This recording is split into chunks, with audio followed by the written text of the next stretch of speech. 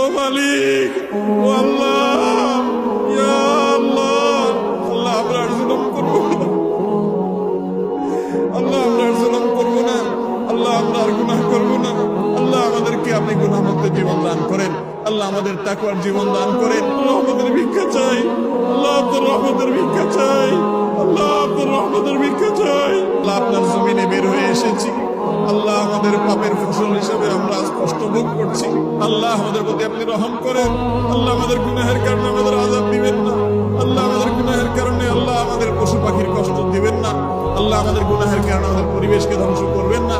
আল্লাহ আমাদের অনাবৃষ্টির সমস্যা দূর করে দিন, আল্লাহ অনাবৃষ্টির সমস্যা দূর করে দিন, আল্লাহ তীব্র গরমের কষ্ট দূর করে দিন।